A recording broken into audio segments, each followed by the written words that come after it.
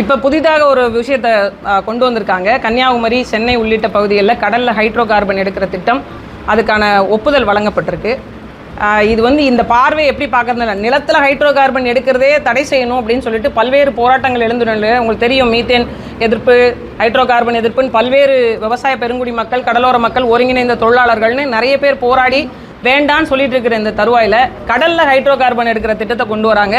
அது முன்னாடி சொல்லப்பட்டது மரக்காணத்திலேருந்து நாகப்பட்டினம் வரைக்குமான கடல் பரப்புக்கு ஏற்கனவே ஒப்பந்தம் போடப்பட்டது. அதன் மூலமாக நிலமும் கொடுத்துருந்தாங்க ஓஎன்ஜிசி மற்றும் வேதாந்தா குழுமத்திற்கு. மீண்டும் இப்போ கன்னியாகுமரி, சென்னையும் தான் விடுபட்டு இருந்தது. தூத்துக்குடியிலேருந்து தொடங்கி, தூத்துக்குடியினுடைய அடுத்த மாவட்டம் திருநெல்வேலி தொடக்கத்திலேருந்து தொடங்கி கன்னியாகுமரி உள்ளிட்டு இந்த பக்கம் சென்னை, பழவேற்காடு உள்ளிட்ட பகுதிகளில் மீண்டும் ஹைட்ரோ கார்பன் எடுக்கிற திட்டத்துக்கு அனுமதி வழங்கப்பட்டிருக்கு. இது வன்மையாக கண்டிக்கத்தக்க ஒன்று. கடல் சூழியல் அப்படிங்கிறது பாதுகாக்கப்பட வேண்டிய ஒரு பெட்டகம். பல லட்சக்கணக்கான உயிரினங்கள் வாழக்கூடிய ஒரு பெரிய அமைவிடம், ஒரு புவியினுடைய மிகப்பெரிய ஒரு கோலத்தில் இருக்கக்கூடிய ஒரு மிகப்பெரிய விஷயமாக கடல் இருக்குது.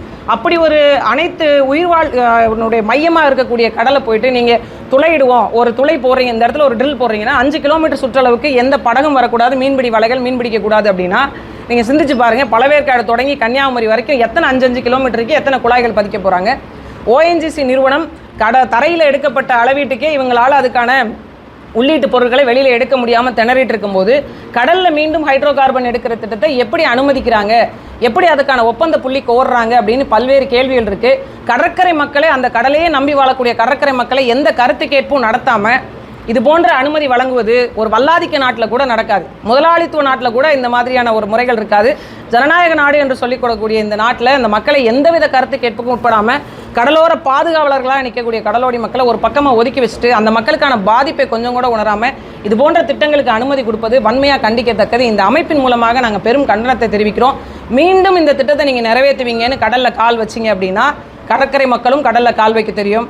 நீங்கள் பயிற்சி எடுத்துக்கிட்டு தான் நீங்கள் கடற்கரைக்கு வரணும். நாங்கள் பிறந்ததுலேருந்தே கடல் தண்ணி, உப்பு காற்றையும் சுவாசிச்சினாங்க. எந்த இடத்துல எவ்வளோ ஆழம் இருக்குதுன்னு நீங்கள் இன்ஜினியரை கூட்டு வந்து அளவிடணும்.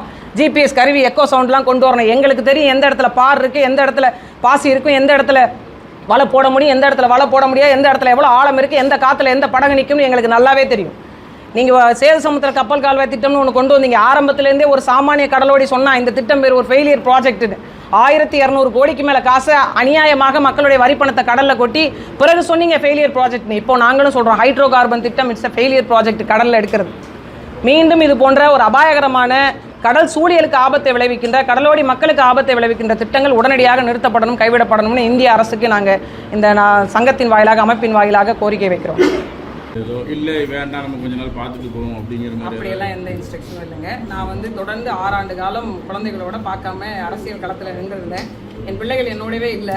5 ஆண்டு காலம் கிட்டத்தட்ட என் அம்மாவினுடைய வளர்ப்பில் தான் வளர்ந்தாங்க. இந்த ஓராண்டு காலம் தான் என் பிள்ளையை கொண்டு என்னோட என்னோட ஊர் இருக்கக்கூடிய ஊரில் நான் பள்ளிகளை சேர்த்தேன். அவங்களுக்கான தேர்வு நேரம், அதனால் அவங்க கூட இருக்கணும் அப்படின்னு நினச்சேன். ஒரு 2 மாத காலம் எனக்கும் ஒரு ஓய்வு தேவை இல்லைங்களா. அதனால் இப்போ திடீர்னு அப்படியே முடிச்சுட்டு இன்னொரு இடத்துக்கு ஓட முடியாதுல்ல. அதனால் ஒரு ஓய்வுக்காக கொஞ்சம் ஓய்வில் இருக்கேன். ஆனாலும் மக்கள் பணியில் இருந்துகிட்டு தான் இருக்கேன். இது முடிச்ச பிறகு ஒரு முடிவு.